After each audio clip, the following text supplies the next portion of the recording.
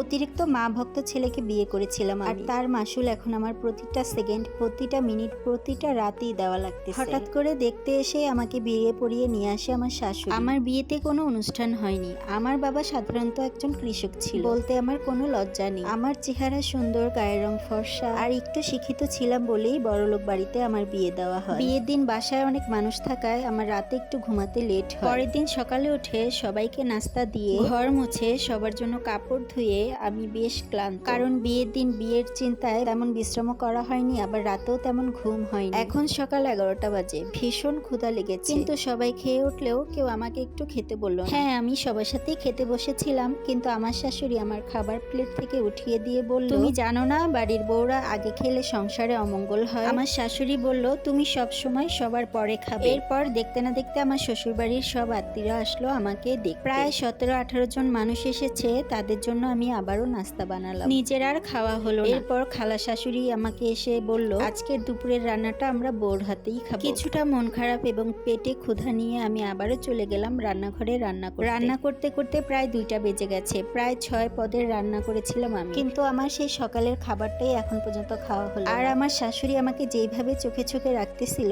আমার আর সাহস হয়নি আমি নিজের হাতে নিয়ে কিছু খাবো। আর এদিকে আমার স্বামী একবারও জানতে চাইনি আমি কি সকালে নাস্তাটা করেছি, কারণ আমার শাশুড়ি কিন্তু আমার স্বামীর সামনেই আমাকে টেবিল থেকে উঠে দিয়েছিল। দুপুরে সবাইকে খেতে দিয়ে খাবার দাবার শেষ করে আমি তখন খেতে বসেছিলাম। তখন আমার শাশুড়ি আমাকে বলল, তোমার মা কি এতটুকুও শিখায়নি যে সবার খাওয়া দাওয়া শেষ হলে সবার থালা বাসন ধুয়ে ঘর দুয়ার পরিষ্কার করে কাজ শেষ করে নিতে হয়? এসব কথা শুনে আমি আবারও খাবার টেবিল থেকে উঠে গেলাম। প্রায় 50টার মতো থালা বাসন সেদিন আমি মেজেছিলাম, কারণ বাইরে থেকে এসেছিল 17 থেকে 18 জন, তারপরে বাড়ির মানুষ, সেই সাথে তো আরো রান্নাবাড়ি করতে গেলে কত থালা বাসন নোংরা হয়, এটা তো আপনারা সবাই জানেন। আমি প্রথম দিন আমার শাশুড়ির ব্যবহার দেখে অনেক অবাক হলাম, কারণ যেখানে আমি সকালে নাস্তা করিনি, দুপুরের ভাতটাও খেতে পারিনি, আমি নতুন বউ হিসেবে কিভাবে আমার শাশুড়ি আমার সাথে এগুলো করতেছে। বিয়ের সময় আমার বাবার সামর্থ্য অনুযায়ী আমাকে কিছু গয়না গড়িয়ে দিয়েছে। আমি গলায় একটা চেন পরা ছিলাম। আমার খালা শাশুড়ি এটা দেখে আমাকে ডাক দিল, নতুন বউ এদিকে একটু আসো তো। আমার গলায় চিকন চেন দেখে আমার খালা শাশুড়ি বলল, কি ফকিন্নির ঘর থেকে মেয়ে এনেছিস রে বোন, এমন পাতলা সুতার মতো চেন দিয়েছে। আর এসব কথা যখন আমাকে সবাই শোনাচ্ছিল, আর তখন কিন্তু আমার বড় আমার পাশেই ছিল, সেদিনই বুঝেছিলাম মা ভক্ত ছেলের কাছে এসে পড়েছি আমি। তার মা বোন খালারা আমাকে যেটাই বলবে সেটাই আমার মাথা পেতে শুনতে হবে। প্রথম দিন তো কিছু বলার সাহস হয়নি, সেদিন অনেক কষ্ট পেয়েছিলাম আমার বাবাকে নিয়ে কথা বলাতে। এটা তো ছিল বিয়ের প্রথম দিনের ঘটনা।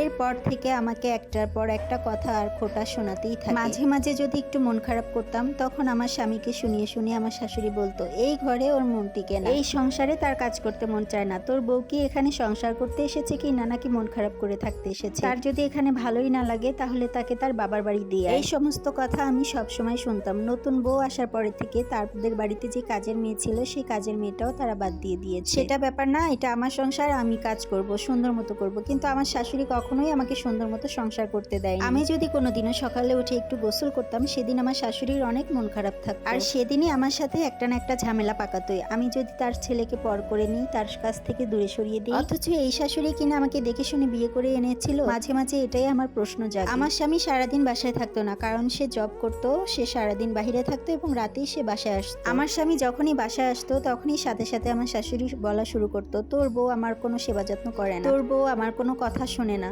আমি নাকি সারাদিন ঘরে দরজা বন্ধ করে বসে থাকি। অথচ আমার স্বামী বাসায় না থাকলে আমার শাশুড়ি একটা সেকেন্ড আমাকে স্থির থাকতে দেয় না, একটা না একটা কাজ খুঁজে বের করে সেই কাজটা আমাকে করতে দিয়ে বসে থাকে। এইভাবেই চলতেছে আমার সংসার জীবন। আর আমার স্বামী, তার কথা বাদই দিলাম। আমি জানি বিয়ের পর প্রতিটা মেয়ের আপন হয় তার নিজের স্বামী, কিন্তু আমার স্বামী আজ পর্যন্ত কোনো কথাই আমার শোনেনি। আমার শাশুড়ি বানিয়ে বানিয়ে যেটা বই শুনবে আর সেটার সাথেই তাল মেলাবে। যদি দেখে আমার শাশুড়ির ভুল হচ্ছে, মানে তার মায়ের ভুল হচ্ছে, তারপরও সে আমার ভুলটাই ধরে বেড়াবে। কেন তুমি মায়ের সাথে এটা করেছো, কেন তুমি মায়ের সাথে ওটা করেছো, আমার আম্মু যেটা বলবে তুমি সেটাই শুনবে। আমি যদি কখনো আমার স্বামীকে একটু ভুল ভাঙাতে চাই, একটু বুঝিয়ে বলতে চাই, তখনই আমার স্বামী আমাকে ভুল বুঝে এবং তখনই আমার গায়ে হাত তোলে। জানি না কোন জাহান্নামে এসে আমি পড়েছি, আর আমার সংসার জীবনটা আমি কতদিন চালাতে পারবো। মাঝে মাঝে মনে হয় সবকিছু ছেড়ে আমি আমার বাবার কাছে চলে যাই। অতিরিক্ত মা ভক্ত ছেলেরা যে এতটা ভয়ঙ্কর হয়, এটা আমার কখনোই জানা ছিল। আর আজকের ভিডিওর প্রতিটা কথা একটা আপুর লাইফ থেকে নেওয়া, আশা করি আপনাদের ভালো লেগেছে।